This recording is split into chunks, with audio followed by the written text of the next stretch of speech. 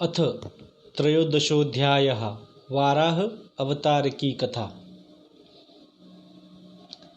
श्री सुखदेव जी ने कहा, राजन, मुनिवर मैत्रेय जी के मुख से यह परम पुण्यमयी कथा सुनकर श्री विदुर जी ने फिर पूछा, क्योंकि भगवान की लीला कथा में इनका अत्यंत अनुराग हो गया था। विदुर जी ने कहा, मुने, स्वयंभू ब्रह्मा जी के प्रिय पुत्र महाराज स्वयंभू मनु ने अपनी प्रिय पत्नी शतरूपा को पाकर फिर क्या किया? आप साधु शिरोमणि हैं, आप मुझे आदिराज राजर्षि स्वयंभू मनु का पवित्र चरित्र सुनाइए। वे श्री विष्णु भगवान के शरणापन्न थे, इसलिए उनका चरित्र सुनने में मेरी बहुत श्रद्धा है।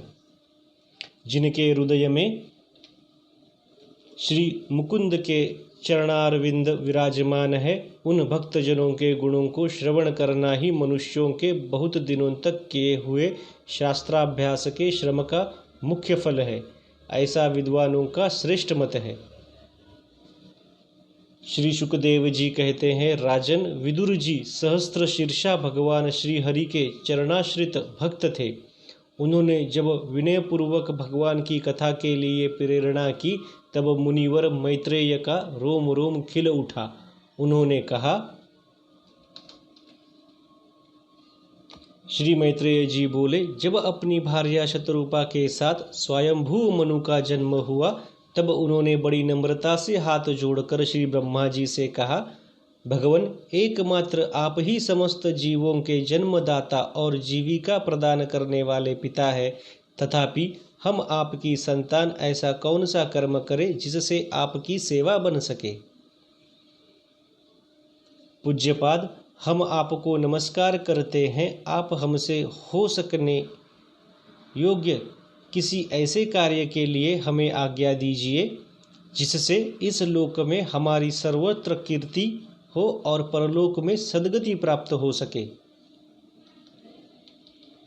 श्री ब्रह्मा जी ने कहा, तात, पृथ्वीपते, तुम दोनों का कल्याण हो। मैं तुमसे बहुत प्रसन्न हूँ, क्योंकि तुमने निष्कपट भाव से मुझे आज्ञा दीजिए यो कहकर मुझे आत्मसमर्पण किया है। वीर पुत्रों को अपने पिता की इसी रूप में पूजा करनी चाहिए। उन्हें उचित है कि दूसरों के प्रति ईर्ष्या का भाव न रखकर जहाँ तक बने उनकी आज्ञा का आदरपूर्वक सावधानी से पालन करें। तुम अपनी इस भार्या से अपने ही समान गुणवती संतति उत्पन्न करके धर्मपूर्वक पृथ्वी का पालन करो और यज्ञों द्वारा श्रीहरि की आराधना करो। राजन, प्रजा पालने से मेरी बड़ी सेवा होगी और तुम्हें प्रजा का पालन करते देखकर भगवान श्रीहरि भी तुमसे प्रसन्न होंगे। जिन पर यज्ञ मूर्ति जनार्दन भगवान प्रसन्न नहीं होते, उनका सारा श्रम व्यर्थ ही होता है, क्योंकि वे तो एक प्रकार से अपने आत्मा का ही अनादर करते हैं। मनु जी ने कहा, पाप का नाश करने वाले पिताजी, मैं आपकी आज्ञा का पालन अवश्य करूंगा, किंतु आप इस जगत में मेरे और मेरी भावी प्रजा के रहने के लिए स्थान बतलाइए। देव, सब जीवों का निवास स्थान पृथ्वी इस समय प्रलय के जल में डूबी हुई है। आप इस देवी के उद्धार का प्रयत्न कीजिए। श्री मैत्रेय जी ने कहा, पृथ्वी को इस प्रकार अथाह जल में डूबी देखकर ब्रह्मा जी बहुत देर तक मन में यह सोचते रहे कि इसे कैसे निकालूं। जिस समय मैं लोक रचना में लगा हुआ था, उसी समय पृथ्वी जल में डूबे जाने से रसाताल को चली गई।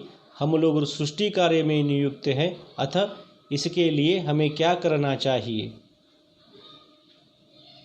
अब तो जिनके संकल्प मात्र से मेरा जन्म हुआ है, वे सर्वशक्तिमान श्रीहरि ही मेरा यह काम पूरा करे।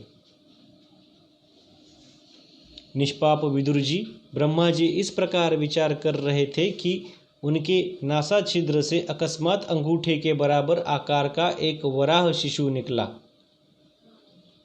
भारत, बड़े आश्चर्य की बात तो यही हुई कि आकाश में खड़ा हुआ वह वराह शिशु ब्रह्मा जी के देखते ही देखते बड़ा होकर क्षण भर में हाथी के बराबर हो गया। उस विशाल वराह मूर्ति को देखकर मरीचि आदि मुनिजन, सनकादि और स्वयंभू मनु के सहित श्री ब्रह्मा जी तरह तरह के विचार करने लगे। अहो, शुकर के रूप में आज यह कौन दिव्य प्राणी यहाँ प्रकट हुआ है? कैसा आश्चर्य है! यह अभी अभी मेरे नाक से निकला था। पहले तो यह अंगूठे के पोरुए के बराबर दिखाई देता था, किंतु एक क्षण में ही बड़ी भारी शिला के समान हो गया। अवश्य ही यज्ञ मूर्ति भगवान हम लोगों के मन को मोहित कर रहे हैं। ब्रह्मा जी और उनके पुत्र इस प्रकार सोच ही रहे थे कि भगवान यज्ञ पुरुष पर्वताकर होकर गरजने लगे।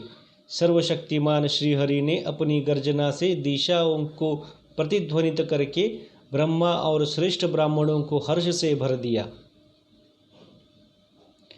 अपना खेद दूर कराने वाली मायामय वराह भगवान की घुराहट को सुनकर वे जनलोक, तपलोक और सत्यलोक निवासी मुनिगण तीनों वेदों के परम पवित्र मंत्रों से उनकी स्तुति करने लगे। भगवान के स्वरूप का वेदों में विस्तार से वर्णन किया गया है, अतः उन मुनीश्वरों ने जो स्तुति की उसे वेद रूप मानकर भगवान बड़े प्रसन्न हुए और एक बार फिर गरज कर देवताओं के हित के लिए गजराज की सी लीला करते हुए जल में घुस गए। पहले वे शुक्र रूप भगवान पूंछ उठाकर बड़े वेग से आकाश में उछले और अपनी गर्दन के बालों को फटकार कर खुरों के आघात से बादलों को चितराने लगे। उनका शरीर बड़ा कठोर था, त्वचा पर कड़े कड़े बोल थे, दाढ़ें सफ़ेद थी और नेत्रों से तेज निकल रहा था।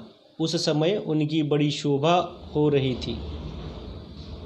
भगवान स्वयं यज्ञ पुरुष है, तथापि शुक्र रूप धारण करने के कारण अपनी नाक से सूंघ सूंघ कर पृथ्वी का पता लगा रहे थे। उनकी दाढ़ें बड़ी कठोर थी। इस प्रकार यद्यपि वे बड़े क्रूर जान पड़ते थे, तथापि अपनी स्तुति करने वाले मरीचि आदि मुनियों की और बड़ी सौम्य दृष्टि से निहारते हुए उन्होंने जल में प्रवेश किया। जिस समय उनका वज्रमय पर्वत के समान कठोर कलेवर जल में गिरा, तब उसके वेग से मानो समुद्र का पेट फट गया और उसमें बादलों की गड़गड़ाहट के समान बड़ा भीषण शब्द हुआ। उस समय ऐसा जान पड़ता था मानो अपनी उत्ताल तरंग रूप भुजाओं को उठाकर वह बड़े अंतस्वर से हे यज्ञेश्वर मेरी रक्षा करो, इस प्रकार पुकार रहा है। तब भगवान यज्ञ मूर्ति अपने बाण के समान पैने खुरों से जल को चीरते हुए उस अपार जल राशि के उस पार पहुँचे। वहाँ रसातल में उन्होंने समस्त जीवों की आश्रयभूता पृथ्वी को देखा, जिसे कल्पानंत के शयन करने के लिए उद्यत श्रीहरि ने स्वयं अपने ही उदर में लीन कर लिया था। फिर वे जल में डूबी हुई पृथ्वी को अपनी दाढ़ों पर लेकर रसातल से ऊपर आए। उस समय उनकी बड़ी शोभा हो रही थी। जल से बाहर आते समय उनके मार्ग में विघ्न डालने के लिए महापराक्रमी हिरण्याक्ष ने जल के भीतर ही उन पर गदा से आक्रमण किया। इससे उनका क्रोध चक्र के समान तीक्ष्ण हो गया और उन्होंने उसे लीला से ही इस प्रकार मार डाला जैसे सिंह हाथी को मार डालता है। उस समय उसके रक्त से थुथनी तथा कनपट्टी सनक जाने के कारण वे ऐसे जान पड़ते थे मानो कोई गजराज लाल मिट्टी के टीले में टक्कर मारकर आया हो। तात जैसे गजराज अपने दांतों पर कमल पुष्प धारण कर ले, उसी प्रकार अपने सफ़ेद दांतों की नोक पर पृथ्वी को धारण कर जल से बाहर निकल गए। तमाल के समान नीलवर्ण वराह भगवान को देखकर ब्रह्मा मरीचि आदि को निश्चय हो गया कि ये भगवान ही है। तब वे हाथ जोड़कर वेद वाक्यों से उनकी स्तुति करने लगे। ऋषियों ने कहा, भगवान अजित आपकी जय हो यज्ञपते। आप अपने वेदत्रयी रूप विग्रह को फटकार रहे हैं, आपको नमस्कार है। आपके रोम कृपा में संपूर्ण यज्ञ लीन है। आपने पृथ्वी का उद्धार करने के लिए ही यह शुक्र रूप धारण किया है, आपको नमस्कार है। देव, दुराचारियों को आपके इस शरीर का दर्शन होना अत्यंत कठिन है, क्योंकि यह यज्ञ रूप है। इसकी त्वचा में गायत्री आदि छंद, रोमावली में कुश, नेत्रों में घृत तथा चारों चरणों में होता अर्ध्वयु, उद्गाता और ब्रह्मा, इन चारों ऋत्विजों के कर्म हैं। ईश, आपकी थुतनी मुख के अग्रभाग में शुक्र है।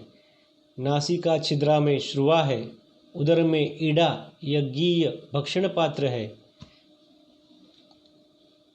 कानों में चमस है। मुख में प्राशित्र ब्रह्म भाग पात्र है और कंठ छिद्र में ग्रह सोम पात्र है। भगवान, आपका जो चबाना है वही अग्निहोत्र है। बार बार अवतार लेना यज्ञ स्वरूप आपकी दीक्षणीय इष्ट है।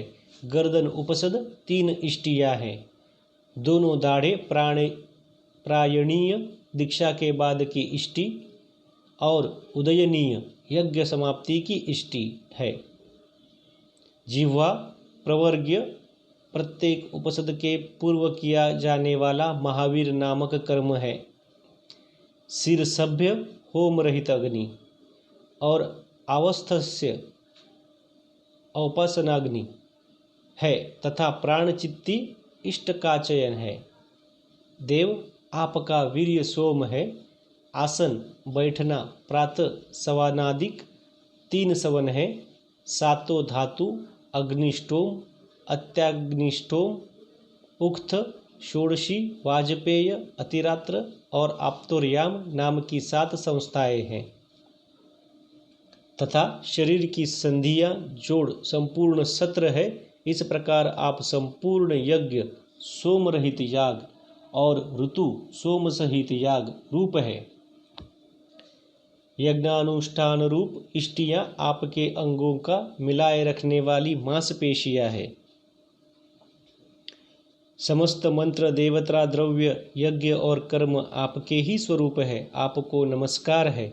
वैराग्य, भक्ति और मन की एकाग्रता से जिस ज्ञान का अनुभव होता है वह आपका स्वरूप ही है तथा आप ही सबके विद्या गुरु है। आपको पुनः पुनः प्रणाम है। पृथ्वी को धारण करने वाले भगवान, आपकी दाढ़ों की नोक पर रखी हुई यह पर्वतादि मंडित पृथ्वी ऐसी सुशोभित हो रही है जैसे वन में से निकलकर बाहर आए हुए किसी गजराज के दांतों पर पत्र युक्त कमलिनी रखी हो। आपके दांतों पर रखे हुए भूमंडल के सहित आपका यह वेदमय वराह विग्रह ऐसा सुशोभित हो रहा है जैसे शिखरों पर छाई हुई मेघमाला से कुल पर्वत की शोभा होती है। नाथ, चराचर जीवों के सुखपूर्वक रहने के लिए आप अपनी पत्नी इन जगन्माता पृथ्वी को जल पर स्थापित कीजिए। आप जगत के पिता है और अरणी में अग्नि स्थापना के समान आपने इसमें धारण शक्ति रूप अपना तेज स्थापित किया है। हम आपको और इस पृथ्वी माता को प्रणाम करते हैं। प्रभु, रसातल में डूबी हुई इस पृथ्वी को निकालने का साहस आपके सिवा और कौन कर सकता था, किंतु आप तो संपूर्ण आश्चर्यों के आश्रय है। आपके लिए यह कोई आश्चर्य की बात नहीं है। आपने ही तो अपनी माया से इस आश्चर्यम विश्व की रचना की है। जब आप अपने वेदमय विग्रह को हिलाते हैं तब हमारे ऊपर आपकी गर्दन के बालों से झरती हुई शीतल जल की बूंदें गिरती है। उनसे भीगकर हम जनलोक, तपलोक और सत्यलोक में रहने वाले मुनिजन सर्वथा पवित्र हो जाते हैं। जो पुरुष आपके कर्मों का पार पाना चाहता है अवश्य ही उसकी बुद्धि नष्ट हो गई है, क्योंकि आपके कर्मों का कोई पार नहीं है। आपकी ही योग माया के सत्वादि गुणों से यह सारा जगत मोहित हो रहा है। भगवान आप इसका कल्याण कीजिए।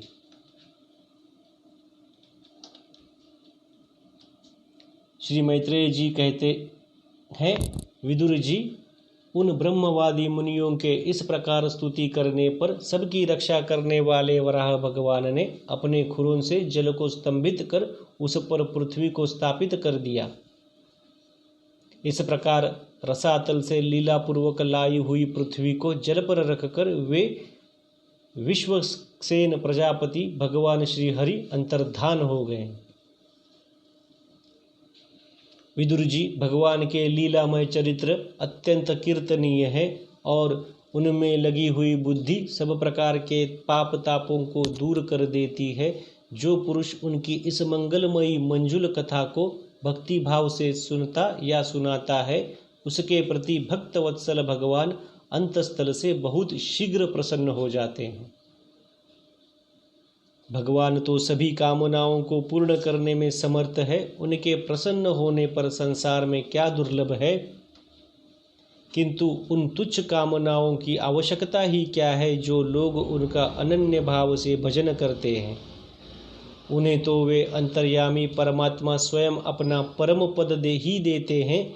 अरे, संसार में पशुओं को छोड़कर अपने पुरुषार्थ का सार जानने वाला ऐसा कौन पुरुष होगा जो आवागमन से छुड़ा देने वाली भगवान की प्राचीन कथाओं में से किसी भी अमृतमयी कथा का अपने कर्णपुटों से एक बार पान करके फिर उनकी ओर से मन हटा लेगा।